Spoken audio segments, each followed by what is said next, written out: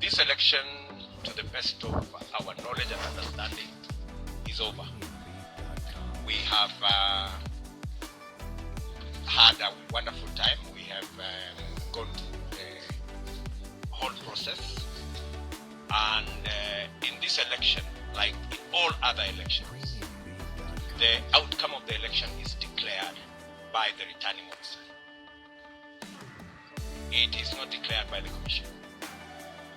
The same way all other elections of MCAs or members of parliament or governors, they are declared by the returning officer for that election. The returning officer for the presidential election is the chairman of the IEBC, Wafula Chebukati, in this case. And Wafula Chebukati has discharged his constitutional responsibility and declared the results of the presidential election. Any person with issues about this election, they know what to do. It will not be the first time. We are a democratic country. We have built robust institutions that can undertake the resolution of any issue if anybody has. Whatever person, whether they are the other commissioners or other Kenyans or my competitors, whatever issues they have, they know what to do. Mr. President, according to TV, almost half the country voted for you, the other half did not vote for you. What are you going to do to the other half? Are we going to see a new handshake? I think when you go to an election, the outcome is determined by the people of Kenya.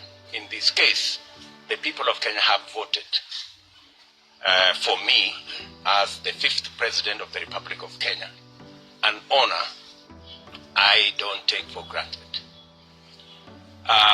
Like in all other democracies, Kenya is not an exception. The people of Kenya have spoken, and we need to respect what the people of Kenya have said. My competitors have a role to play, just the same way I said in my statement this evening, that I will work with my competitors in the role that the Constitution assigns the people in the opposition. They will provide oversight over my government, and I intend to work with them in that capacity. I never believed in the handshake stories. I made my position very clear because I believe in democracy. I believe in a government that has checks and balances.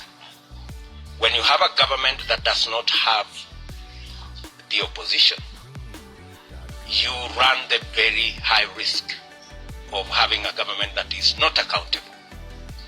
Precisely what we have seen over the last 4 years, that we have had a situation where people who are supposed to be in the opposition are actually running matters in the executive. And that is why the people of Kenya voted for me and my team. They want a government that has checks and balances, and they want a government that is accountable. They do not want a mongrel of a government that nobody knows who is in the executive, who is in the opposition, who is doing what. I think the people of Kenya want clarity because we are Democrats. And for the record, in this election, just to answer what you have said, if you look at our TV screens, the celebration is across Kenya because I got 25% in 39 counties out of 47 counties. That tells you that our support base and the people who voted for us are across Kenya. So there will not be any part of Kenya that will be left behind in our administration, because we believe in an inclusive, democratic, progressive government. And that is what we intend to assemble. Mr. President, have you had any conversation? Relax, don't relax. I'm here. I'm not. Yeah. Yeah. We talked about the support that the president has given you in the last 10 years. Has he committed to you about your victory? And number two, what is going to be your immediate assignment now that you've been given that mandate? I haven't talked to Uhuru Kenyatta, our outgoing president, but I am sure there will be a conversation because now I am the president-elect and there has to be a transition. And in that transition, I am sure there will be a discussion between the current president and myself. Either at the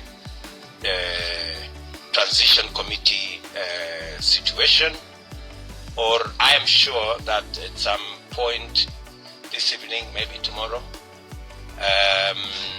we will have a conversation.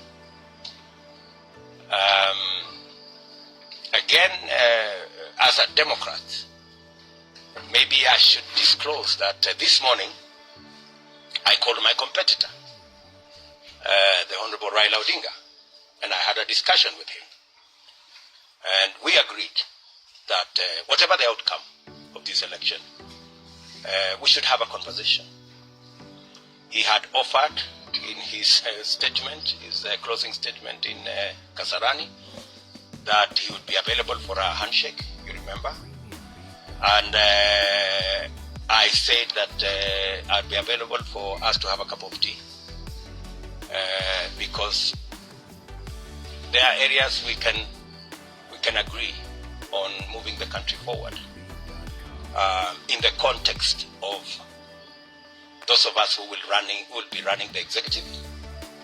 And I'm sure my competitor will take up his role and his team as the opposition so that we can see how we can move the country forward.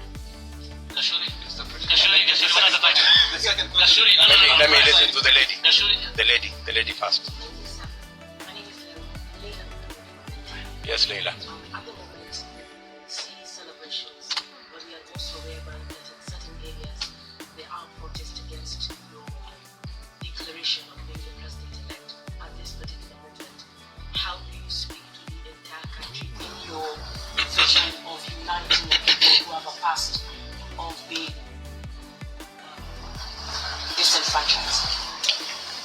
As I have said, my support base and my team's support base is broad. We obtained 25% of the vote in 39 counties. That leaves only 8 counties. And even in those 8 counties, it's just that we didn't make it to 25%. It doesn't mean we didn't get any votes. So we have supporters across Kenya. I also want to state here and now that the administration, President Kenyatta and I established in 2013, we tried the best we could to serve all parts of the country equally. If you look at all the programs we ran, whether there were programs on rural electrification, whether there were programs on Tibet, whether there were programs on equipment for hospitals, whether there were programs on making sure that we spread infrastructure, we endeavored to reach every part of Kenya. That is our philosophy. As I have said, we believe in an inclusive government. And in any case, the people of Kenya have spoken very loudly in this election. And they have spoken against negative ethnicity. In fact, in this election, the people of Kenya have raised the bar on leadership of Kenya. The people of Kenya have voted for a plan, as we christened it, or a manifesto, or an agenda for that matter. And if you had the discussion in the campaign, it was our issues versus our competitors' issues. And we intend to keep it that way. And for your information, if you looked at my position about 3 years ago, I actually made the declaration to the people of Kenya that this election, we are going to make it not about leaders, but about the people. Not about power sharing, but about empowerment. And not about positions for us as leaders, but about jobs for ordinary people. If you go back my tweet, I think in maybe 2019 or 2020, that was my position. And I am very proud that we have managed to elevate the contest in Kenya to the level of issues. And because we have elevated that conversation, it is my belief, my commitment, and my undertaking to the people of Kenya that we will have an all-inclusive government by way of representation and by way of making sure that we roll out our programs across Kenya. President, you take over a government at a time when people are hungry. People are angry. The cost of living is high. We are coming from the COVID-19 pandemic. So what is your priority right now? What do you tell the many people who cannot put food on the table? What do you tell the young jobless people who queue to vote for you? That's why I said in my acceptance speech that I am acutely aware of the situation where we are as a country. I am aware of the cost of living. I am aware of the situation with the young people of our country. And that is why I made those very pertinent issues part of my campaign and part of my platform and part of what we intend to do as an administration. These are issues that are dear to the people of Kenya. And that's also why I said we do not have the luxury of arguments left, right, and center. We intend to hit the ground running. I am preparing myself that on day one of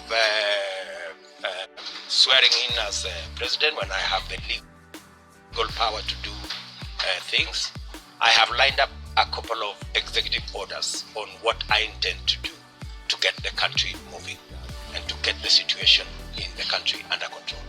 President, you, at this point, as you are elected president at this point, we recall the 2017 that the courts have precedents. Despite the fact that you are saying it's over, in the spirit of democracy, should your competitor move to court? Are you in any ruling that maybe around the repeat of elections, democratically, will you respond such a move, such a decision? Should it come your way at this point? As I have said, I'm a Democrat. I believe in the rule of law. I respect all our institutions. That's why our team, as you observed in Bomas here, wanted to give the IEBC as an institution the opportunity to discharge their mandate. Our competitors, I don't know whether they share with us that kind of belief, but as a Democrat, we will respect, just the same way we have respected the wishes of the people of Kenya in this election, we will respect every other decision of any institution because we are believers in building our institutions, and we are strong believers that it's only the rule of law that can take this country forward. Yes, Gashuri? Yeah, congratulations. What would you, in your opinion, be the highlights of the campaigns that you've conducted? And to Kenyans, millions of them who witnessed the scenes that you saw at Bomas just before your declaration as president-elect, and maybe they are anxious tonight, what would be your message to them? I think the highlight of this campaign was the fact that for the first time, this campaign was not laced with ethnic, regional, biases that both teams on our side and on their side were largely had a national face, largely, which is really a step in the right direction. And the fact that we prosecuted issues that I am convinced that the reason why the people of Kenya voted for me and my team is because they identify with the issues that we prosecuted. What happened this evening is an unfortunate situation. I think it is an attempt by our competitors to roll back what we have achieved as a country. I think Kenya has moved way ahead of the situation that we saw this evening, the unfortunate situation we saw this evening. In fact, I think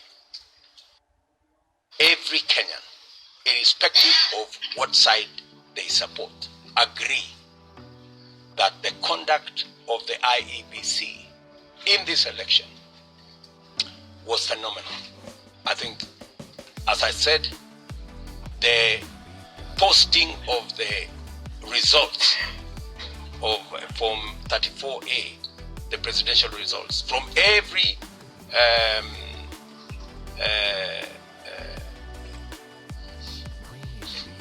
place, every polling station, every polling station, the posting of those results from every polling station was a stroke of a genius.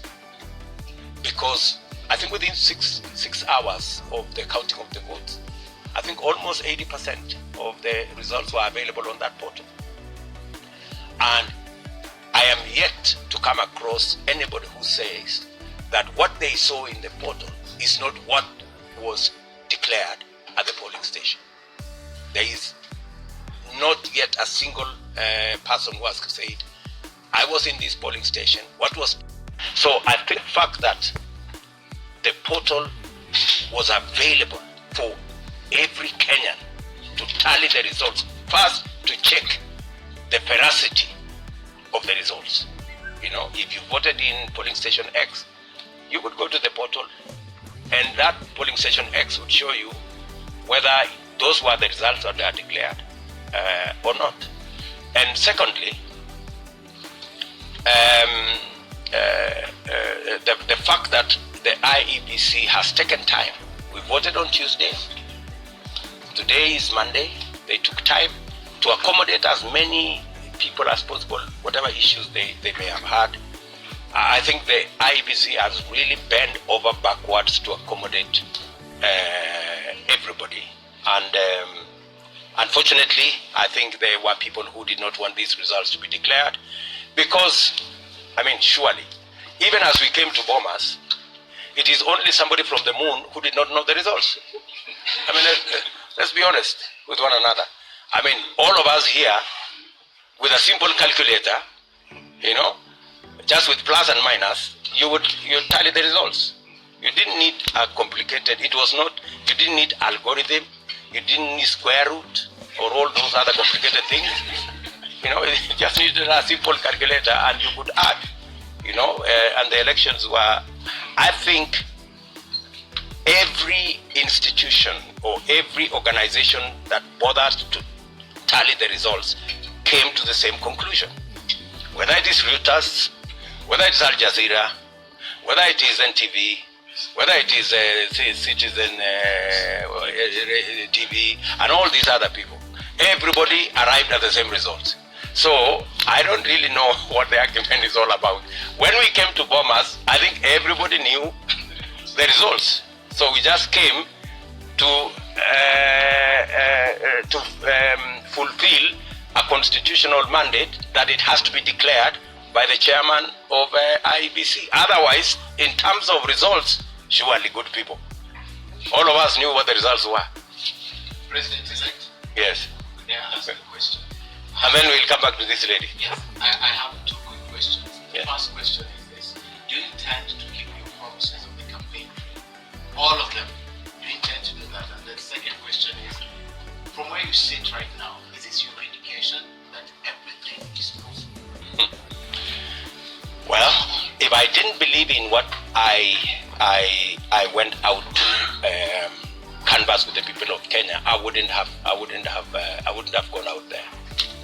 I intend to keep every commitment, and my team and I have worked out on every detail of the commitments we have made. We have costed the commitments we have made.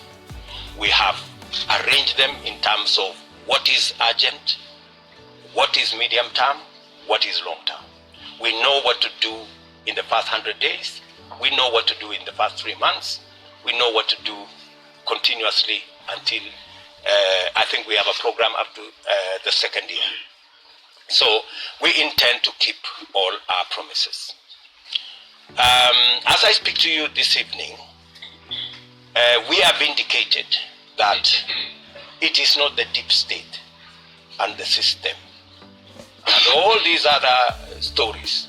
It is the people of Kenya who ultimately hire or fire governments. I think that is the vindication that we all have arrived at. I remember the biggest question that I used to be asked by my supporters is, we are going to vote for you, but we understand there is a system under deep state that will not allow you to be president, that will steal your vote. And I kept on assuring them that I was the deputy president. If there was a deep state, I would know. If there was a system, I would know. And I think today, all the narratives around the deep state and the system have come to naught. I think people now know that it is the power of their vote, as is provided for in the Constitution, that the people of Kenya, they have their vote is what is sovereign, is what determines whether we have a government or which type of government and which type of leaders and who gets elected. It's the people. I think, bottom line, not that there were no attempts. I think with the time, you will know all these games that have been going on around Bomas. I think that will come out with the time. But ultimately, the people of Kenya have been vindicated that they are the ones who decide. Yes, madam. Sorry. Just one moment. I'll come to you. My name is Jerry Kigama from Kyoto FM. When you had the debate, you talk about the insecurity in some parts of Rift Valley, and you try to help and solve the insecurity issues. Now being the president and elect in the Republic of Kenya, what plan do you have to solve the issue? We have a costed, time-bound plan on how to secure Kenya, especially the areas along the Kerio Valley, between Baringo, West Pokot, Elgeyo Marakwet, Samburu, Turkana, which are the real problem or hotspots, if you allow me to call it. We have a clear plan on what we need to do in that area. And as I have told you, we have arranged them in terms of what is immediate, what can be done now, and what can be done further down the road.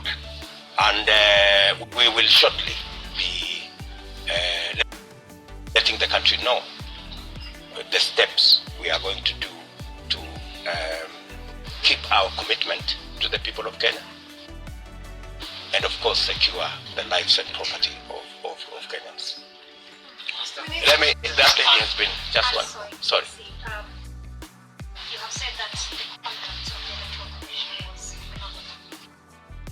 But we have seen this evening that all nations have dissolved the outcome of the presidential election. They say that the process was opaque towards the end. What do you make of that? And how do you feel being declared president-elect in the environment that we witnessed in that Victoria today? This election, to the best of my knowledge, and I believe a majority, the largest majority of Kenyans, know that there was no other outcome of this election. It didn't matter who was looking at it. And maybe we encourage those commissioners and even other Kenyans who have issues with the election. They know what to do. They need to follow the constitutionally provided legal channels of addressing their concerns. So what I am very happy about is that this election was the most transparent ever conducted in the Republic of Kenya. And I believe majority of Kenyans share those views with me. I think even, as I said, even as we came to Bomas, I mean, everybody knew what the result was. You know, maybe the people who are disappointed this evening is the people who erroneously believed in the deep state or the so-called system. And they erroneously believe that the results could be changed. Unfortunately, it's not possible to change the results, and it's not possible to change the will of the people of Kenya. So finally, IEBC, do you think that places any legal question mark on your declaration as President-elect? And you mentioned that you think that the scenes of chaos we saw this evening were designed to roll back your victory. Can you explain to us how do you think, what do you think the intention of those scenes were that they might force you to roll back this elected victory? No, I said that the scenes you saw this evening, not a rollback of my victory, because my victory is in the public domain. I think to roll back our progress as a country, you know, since since we slipped in 2007, we have made a lot of progress as a country. In 2013, in 2017, in 2022, I think we made huge strides in the right direction. And so I think it was an attempt to try and take us back to where we came from. The people of Kenya made a commitment that we won't go back. And I am persuaded that we will not go back. We will go forwards from where we are today. The four commissioners, when you say they are a majority, the people of Kenya voted. The commissioners are not supposed to vote. They're just supposed to declare the results. And it's not the commissioners to declare the results. It is the returning officer. So legally, constitutionally, the four commissioners pose no threat at all to the legality of the declaration, because the constitution is very clear. The returning officer declares the results. The returning officer this evening, Wafula Chebukati, declared the results in accordance with the constitution, in accordance with the law. Any other thing is a sideshow. Something about the economy. Maybe I can listen to this lady one.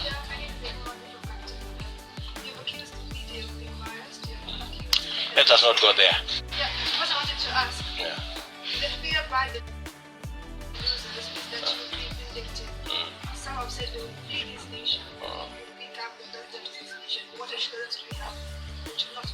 I think those are figment of imaginations of people who are running away from their own shadows. As I have said, we do not have space and time to go backwards. We want to move the country forwards. We have huge responsibilities. We have 5 million young people out of school, out of college. They don't have jobs. We have 4.5 million people who cannot put food on the table. We have serious famine situation in Kenya. We have issues of health. We have our hands full. We have no time whatsoever to go asking people, what did you say? We don't have time for that. I mean, those are things that are behind us. President, was this a referendum of President Kenyatta's second term? I think we have, let me say this. Let me say this. We are not ending this evening a conversation. I intend to engage you as media outlets going forward, because I believe in the freedom of the media, and I believe the media has a role to play. And maybe just to answer her in a way, let me tell you, when I criticize the media, it's because I believe in the media, and I want the media to do the right thing. I was told, let me repeat this story, I've said it so many times. When I came to Parliament first time in 1998, I found a senior member of Parliament called Paul Muite. And he told me, young man, I was then 30 years. He told me the best way to support a government is to criticize it when it goes wrong. I remember saying the same things to our former Chief Justice, the Honorable Maraga, that when we criticized the media when they nullified our election, it was not because we don't believe in the media, not the media, the judiciary. It's because we believe in the judiciary. So when we criticize the media, it's not because we have issues with the media.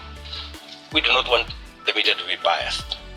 And in fact, just to respond to what you said, when I raised that issue about the media being biased, the Media Council itself came with the statistics, and they actually confirmed what I had said. The Media Council said the media gave 67% of coverage to my competitor and 30% to me. That's bias. That's all I was saying. You know, so, and I think there has been some measure of improvement. I want to encourage you to keep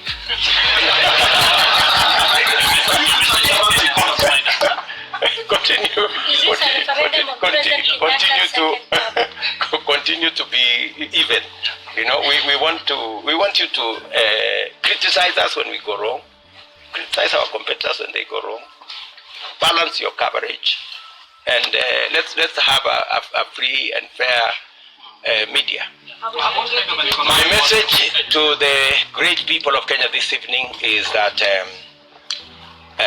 I am immensely honored to be the 5th President of the Republic of Kenya. It is something I do not take lightly. I know that there are heavy responsibilities that comes with being elected into this office.